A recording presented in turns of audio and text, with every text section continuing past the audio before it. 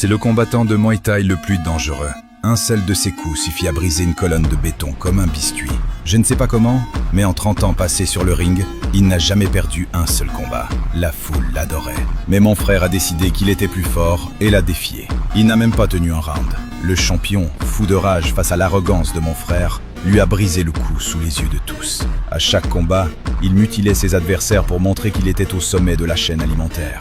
Mais cette fois, il est allé trop loin.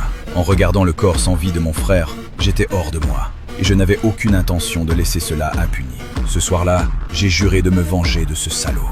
Même s'il était un champion invincible et le favori de la foule, j'atteindrais mon but à n'importe quel prix.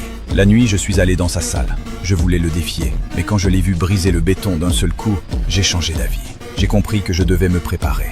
En combat direct, je n'avais pratiquement aucune chance. Il fallait donc trouver un autre chemin. Tard dans la nuit, je me suis introduit chez lui, mais il ne dormait pas. Je lui ai pointé un pistolet dessus, pourtant il n'a montré aucune peur. Ce monstre a ri en face de moi, disant que les armes sont le choix des faibles et indignes de la vengeance. Alors une rage brûlante s'est emparée de moi. Droit dans les yeux, je lui ai juré que je le détruirais sur le ring, sous les yeux de tous ceux qui l'admirent. Mais pour cela, il me fallait un entraînement sérieux. Les maîtres thaïlandais ne voulaient pas aider un étranger. C'est alors que j'ai trouvé un maître de Muay Thai redoutable, qui a accepté de m'aider.